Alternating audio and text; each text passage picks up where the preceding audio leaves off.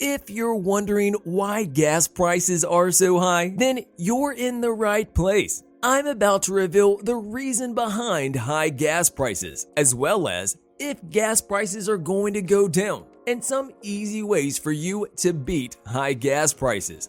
Make sure to subscribe to the channel so we can help you with outdoor and survival topics regularly. Now, let's get straight into the video. Why are gas prices so high? Is it the Biden administration? Is it the US government? Is it the Russian invasion of Ukraine? Is it OPEC? Nope, it's none of the above. Individually, put them all together and you've got a mixture of reasons that point out why oil and gas prices have been at an all-time high lately. To look at this problem and explain it thoroughly, we will have to look at three reasons. The first reason has to do a lot with the 2020 virus. While some people like to lay this problem at the feet of global political powers like Russia and America, this is not usually the case. We have to remember that the entire world was just recovering from this virus, and we as a people were slowly getting out of it. If we go back to the beginning, we will realize that no one moved around much. We all sat at home in order to protect ourselves. This meant cars, trucks, boats, airplanes, everything ground to a halt.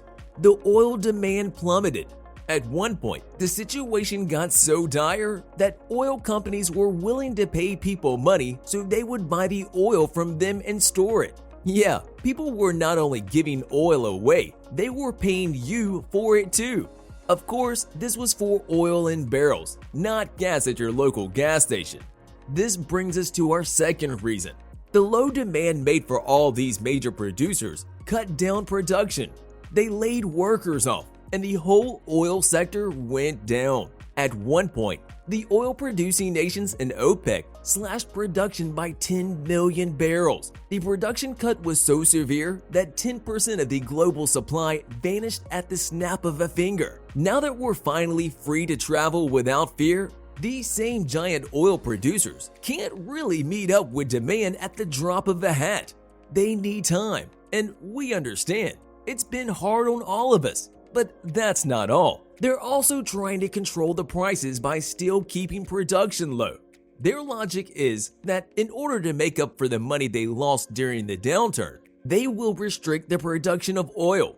If the oil demand is higher than the supply, then the prices will go up. It's just basic economics, and they're using it to their advantage. Their claim is that their only goal is to make profits for their shareholders. So, despite major nations like Japan, India, and the USA demanding more oil to be pumped into the market, they refuse to do it. The high prices are going to more than make up for their losses. The third reason has to do with the sanctions the US imposed on Russia because of the invasion on February 24th. As the US imposed their sanction, the gas prices at home went up 20% in just a few weeks. Even though the USA imports only 10% of its oil from Russia, the ban on Russian oil and gas hit other nations that import a lot of oil from Russia. So we're now seeing what happens to gas prices when we make it difficult for Russian oil to flow freely to other nations. So now the question becomes, will gas prices go down? As the price per gallon of oil is reaching its highest levels in recent years, we obviously want to know when this trend will stop. Well, it turns out it will take several months before production is back on track. You see, when it comes to gas prices, people say they go up like a rocket but fall like a feather. In other words, increasing the price of oil is really easy, but bringing it down would be really difficult. Even though the US is demanding more gas and better prices from the world's producers, the OPEC countries are refusing. All of this will only hit the average consumer the hardest. Some professors claim that the oil will start to come down when the crude oil produced in the USA is brought into the marketplace. However, this will take several months. For the oil-rich industries in the Middle East, it would take between 3 to 4 months to get extra gas and fuel the marketplace. So, according to experts, gas prices should begin stabilizing and coming down to normal in 3 to 4 months. Until then, we will be forced to pay the near 100% price increase. But in that case, how high are gas prices? Buckle up, because it could be a pretty wild ride, said economist Mark Finley from Rice University. If we compare the prices of today with those of last year, we will see that everyone is paying 50% more. Currently, gas prices in the United States are hovering around the $5 mark, depending on the state in which you live. Just 1 year ago, gas prices were between $2 and $3 per gallon. Now, if we take a look at this chart, we will see that there is a direct correlation between the events we just talked about and the price of oil and natural gas. As the virus was approaching, the demand for gas plummeted. In 2020, it was at an all-time low, and gas prices reached $1.74 per gallon. Now, as some of the restrictions were being lifted, the demand started to rise. Immediately during the summer, there were shutdowns, and the demand was weak again. At this point, the price hit a plateau. At the exact time Pfizer and Moderna announced their breakthrough medicines have over 90% effectiveness rate, we can see an economic uphill. The price of gas finally began to rise. Throughout 2022, it seemed like everything was going just fine. The growth was steady, and the prices were finally coming back to normal. It seems that the prices will finally be back to normal. However, as soon as the Russian-Ukrainian conflict began, the prices soared. Now sure, the US only imports a small percentage of its natural gas and crude oil from Russia, but there are other countries, particularly in the EU, which import as much as 80% of their crude oil and gas. So when the US imposed sanctions, shipping companies and refineries didn't want to touch Russian oil. Immediately, this commodity soared in price. But wait, should you be worried about high gas prices?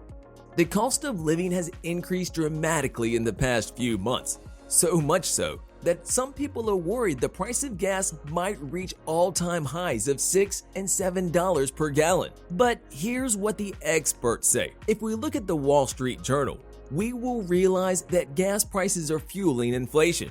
Aside from the extra spending and the printing of money by the US government, the increase in oil prices further increased inflation. And now, it's estimated that you will be paying $276 per month more because of this higher inflation. And there's a simple reason that encompasses the whole economy. As you know, crude oil is a valuable commodity.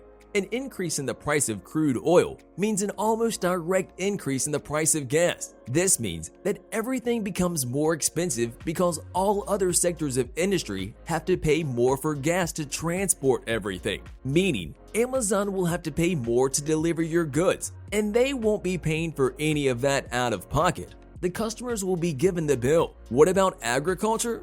Well, the cost to run those harvesters, tractors, and trucks has just increased.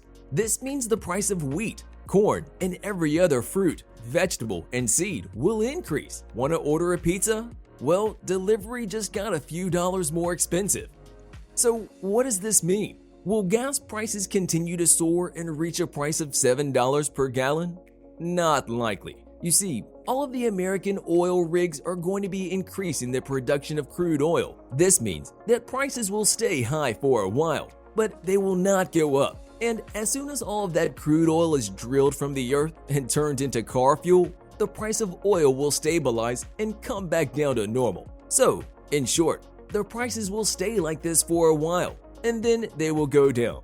But in the meantime, we want to know how to beat gas prices. Well, to help you with this, Energy.gov has come up with a set of suggestions. The first of them is to slow down. Every time you drive over 60 miles per hour for 5 miles, you will pay 15 cents more for gas. Also, make sure your car has had all of the necessary tune-ups, is using the proper grade oil, and has its tires inflated properly. They also advise you to use your engine wisely, and don't let your car sit idling if you don't need to. And of course, the obvious solutions are to efficiently plan all your trips around the city. Use mass transit and carpool with others. Of course, keeping your car light will always help. You can also consider biking or walking instead of firing up your car if you are only traveling nearby. This will not only save you money, but it's also great for your health and well-being. Subscribe and turn on notifications so you don't miss more videos helping you with outdoors, survival, and more. Check out this playlist of my 10 list of the best survival and outdoor gear, and I'll see you in the next video. Take care.